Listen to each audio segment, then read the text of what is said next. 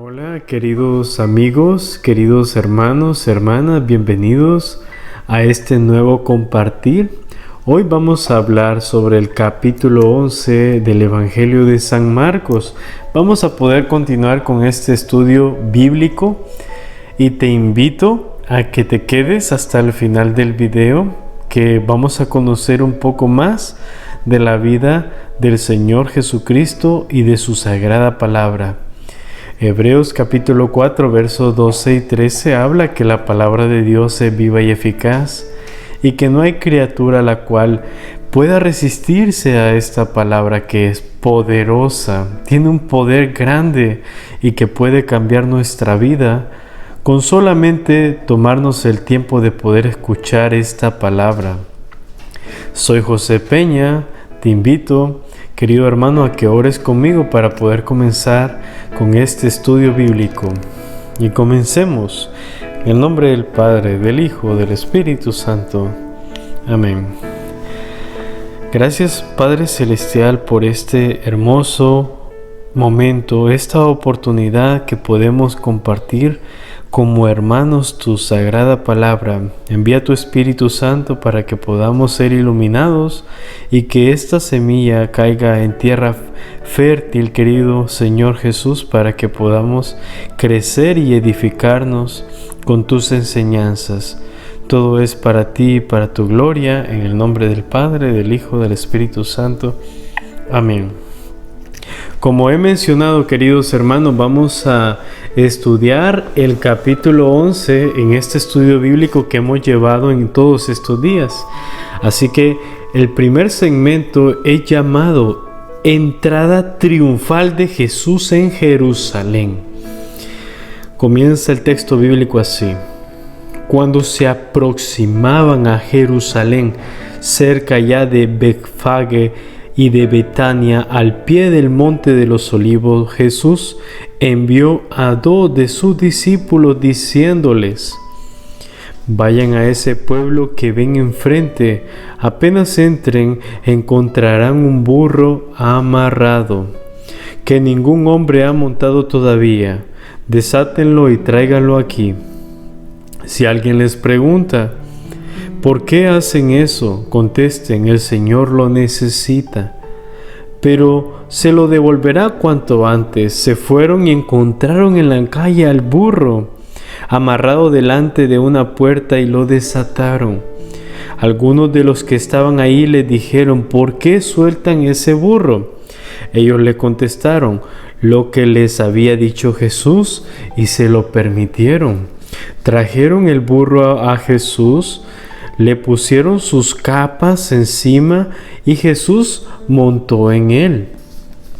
Muchas personas extendían sus capas a lo largo del camino, mientras otros lo cubrían con ramas cortadas en el campo, y tanto los que iban delante como los que seguían a Jesús gritaban: Hosana, bendito el que viene en el nombre del Señor.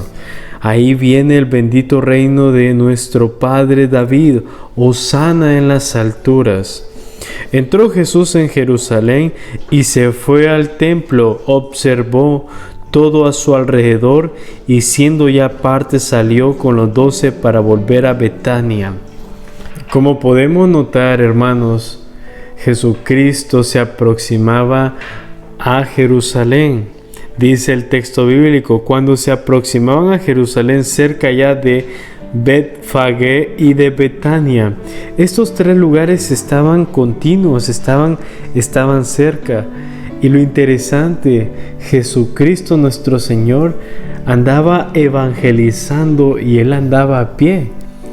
Él andaba por todo el territorio de Israel, caminando con sus discípulos, y también todas las personas, todas las multitudes de personas que lo seguían, que eran sanados, ¿verdad?, por el poder divino de nuestro Dios. Y qué interesante que en este momento le dice a sus discípulos que vayan por un burrito, porque ya se estaban acercando a la ciudad que es Jerusalén. Jerusalén era en el lugar donde estaban los maestros de la ley, donde estaba toda esa organización, donde estaba la influencia romana. Entonces Jesucristo le dice a sus discípulos: vayan a buscarme un burrito, porque voy a entrar en un burrito a Jerusalén, voy a entrar en un burrito a esta ciudad, voy a entrar en un burrito al templo. Y así fue. En los versos 9, 10 y 11 habla que las personas ya lo estaban esperando, porque se corría el rumor que Jesucristo iba a llegar a Jerusalén, porque ahí era el lugar más fuerte, en el lugar donde puede lograr la evangelización, convertir a una gran cantidad de personas. Ese era el punto clave de Jesucristo para poder evangelizar, poder dar el mensaje divino. Entonces la gente lo esperaba y le decían a Jesús: bendito sea el nombre del Señor, Hosana, Hosana, Hosana. Ya lo estaban esperando. Continuamos con el segmento número 2, que habla y dice: Jesús maldice a la higuera. Al día siguiente, cuando salían de Betania, sintió hambre. A lo lejos divisó una higuera llena de hojas y fue a ver si encontraba algo en ella. Se acercó, pero no encontró más que hojas, pues todavía no era tiempo de higos.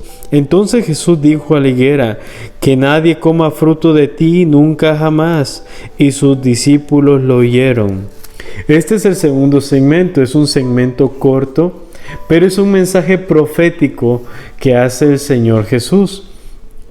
Hace un mensaje profético de este segmento número 2, de esta higuera, que él sintió hambre, dice el texto bíblico, sintió hambre, pero él iba con sus discípulos.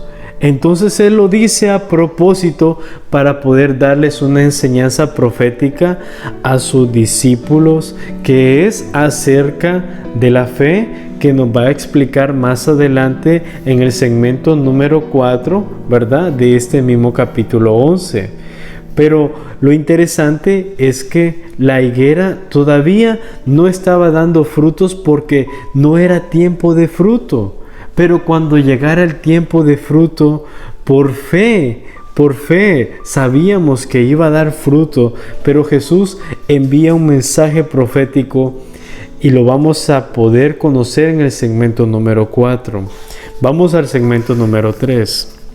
Jesús expulsa del templo a los vendedores. Creo que todos nos acordamos de este acontecimiento. Lo hemos visto en las películas, hemos visto cómo el Señor Jesús en la Escritura, ¿verdad?, nos va a dar a conocer este evangelista, todo lo que hizo el Señor Jesucristo ya dentro del templo. Dice el texto: llegaron a Jerusalén y Jesús fue al templo. Comenzó a echar fuera a los que se dedicaban a vender y a comprar dentro del recinto mismo. Volcaba las mesas de los que cambiaban dinero y los puestos de los vendedores de palomas. Y no permitía a nadie transportar cosas por el templo. Luego se puso a enseñar y le dijo: ¿no dice Dios en la Escritura: mi casa será llamada casa de oración para todas las naciones? Pero ustedes la han convertido en una guardería de ladrones. Los jefes de los sacerdotes y los maestros de la ley se enteraron de lo ocurrido y pensaron deshacerse de él. Le tenían miedo al ver el impacto que su enseñanza producía sobre el pueblo. Cada día salían de la ciudad al anochecer. En esta parte de la vida de Jesús, cuando Él va al templo, donde van a hacer un tiempo de oración las personas, donde van a darle culto a Dios, donde van a darle la gloria a Dios, en el templo que era para Dios, era construido y estaba la morada, ¿verdad?, donde Dios tenía que estar, ¿verdad?, y todos los creyentes tenían que estar ahí haciendo lo que nosotros hacemos, ¿verdad?, en el tiempo que vamos a la iglesia. Entonces, al ver Jesucristo que todas las personas estaban haciendo cosas dentro de la iglesia o dentro del templo, que estaban fuera del ámbito, ¿verdad?, de lo que es la religión, estaban haciendo cambios de monedas, cambio de animales por monedas de plata, ¿verdad?, de talentos. Entonces Jesús se molesta, se indigna, y lo que ocurre es que Él le dice a todos: sálganse, les tira sus mesas, los aparta del templo, porque dice: mi casa será llamada casa de oración para todas las naciones, y ustedes la han convertido en una cuna de ladrones. Nuestro Señor Jesús se indigna y a la misma vez nos enseña este segmento número 3, que a veces existen personajes dentro del templo, dentro de la iglesia, que no están haciendo las cosas como Dios lo manda. Vamos a continuar con el segmento número 4. El poder de la fe. El poder de la fe. Este es el segmento número 4. Dice así: cuando pasaban de madrugada los discípulos, vieron la higuera que estaba seca hasta la raíz. Pedro se acordó y le dijo a Jesús: Maestro, mira la higuera que maldijiste, se ha secado. Jesús respondió: tengan fe en Dios. Yo les aseguro que el que diga a ese cerro: levántate de ahí y arrójate al mar, si no duda en su corazón y cree que sucederá como dice, se le concederá. Por eso les digo, todo lo que pidan en la oración, crean que ya lo han recibido y lo obtendrán. Y cuando se pongan de pie para orar, si tienen algo contra alguien, perdónenlo, para que su Padre del cielo les perdone también a ustedes sus faltas. Como les estaba mencionando en el segmento número 2, Jesús maldíguese a la higuera, les enseña a sus discípulos un mensaje profético, y lo comprendemos un poco más en este segmento número 4, donde habla Jesús del poder de la fe. El poder, cuando dice el Señor Jesús: tengan fe en Dios, yo les aseguro que el que diga a ese cerro: levántate de ahí, arrújate al mar, si no duda en su corazón y cree que sucederá como dice, se le concederá. Si ellos con fe y tienen ese deseo de alimentarse, de un deseo de hambre, en el momento que la higuera esté seca, pero ellos con fe le piden a Dios que les dé alimento, Dios proveerá, Dios habitará en los corazones, va a habitar en un corazón con una fe firme. Y aún así, cuando nosotros no tenemos una fe firme, solo con el hecho de hacer, y escúchame bien, querido hermano, solo con el hecho de hacer algo pequeñito, ya estás fortaleciendo, ya estás haciendo crecer esa fe, que todavía estamos a veces en un momento de nuestra vida que nuestra fe está como tambaleando, que no está consistente. Pero ya con ese simple hecho que en tu mente está pasando un pensamiento: ¿qué me está sucediendo? ¿Me estoy debilitando? Desde ese momento Dios te está diciendo dentro de tu corazón, dentro de tu mente: quiero que me sigas, quiero que vayas poco a poco, fortalece tu fe, fortalece. Entonces, ¿cómo el Señor da un paso a la confianza, a la firmeza, ¿verdad? Cómo Él promete y cómo Él cumple sus promesas, que dice: todo aquel que pida con un corazón firme, con fe, se le concederá. Si en la oración tú le pides algo al Señor y tú crees que ya lo estás obteniendo, se te cumplirá. Es palabra de Dios, no son palabras mías, queridos hermanos. Esto es palabra de Dios, es palabra viva, como lo había mencionado en Hebreos capítulo 4, verso 12, que la palabra de Dios es viva y eficaz y es más cortante que una espada de doble filo, que penetra hasta donde se divide el alma y el espíritu. Esto es maravilloso. Vamos a continuar con el segmento número 5 y último segmento. ¿Con qué autoridad haces esto? Este es el título del segmento número 5. Y dice: volvieron a Jerusalén, y mientras Jesús estaba caminando por el templo, se le acercaron los jefes de los sacerdotes, los maestros de la ley y las autoridades judías. Y le preguntaron: ¿con qué derecho has actuado de esa forma? ¿Quién te ha autorizado de hacer lo que haces? Jesús les contestó: le voy a hacer yo a ustedes una sola pregunta, y si me contestan les diré con qué derecho hago lo que hago. Háblenme del bautismo de Juan. ¿Este asunto venía de Dios o era cosa de los hombres? Ellos le comentaron entre sí: si decimos que este asunto era obra de Dios, nos dirá, entonces ¿por qué no le creyeron? Pero tampoco podían decir delante del pueblo que era cosa de hombres, porque todos consideraban a Juan como un profeta. Por eso respondieron a Jesús: no lo sabemos. Y Jesús les contestó: entonces yo tampoco les diré con qué autoridad hago estas cosas. Pues los maestros de la ley, mira que cuánta cantidad de personas miraba lo que hacía el Señor Jesús y estaba tan atento a cada acción que hacía nuestro Señor Jesús. Mira, estaban en el templo los maestros de la ley, los jefes de los sacerdotes, las autoridades judías. Vienen a cuestionar al Señor Jesús. Todas estas personas eran las personas como la cúpula del orden, la cúpula de la autoridad en el pueblo judío en ese tiempo. Entonces, ¿cómo van de cerca?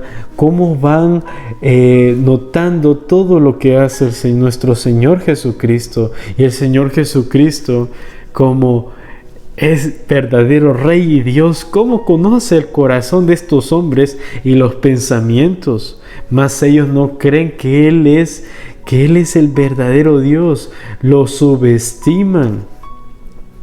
Entonces llega un punto, queridos hermanos, que el ministerio del Señor Jesucristo estaba creciendo tan grandemente que las enseñanzas, las predicaciones que daba Él golpeaban el corazón de todos, y hasta muchos del gremio dentro de los fariseos y de todas esas autoridades habían discípulos, y escúchame bien, habían discípulos que seguían a Jesús pero a escondidas.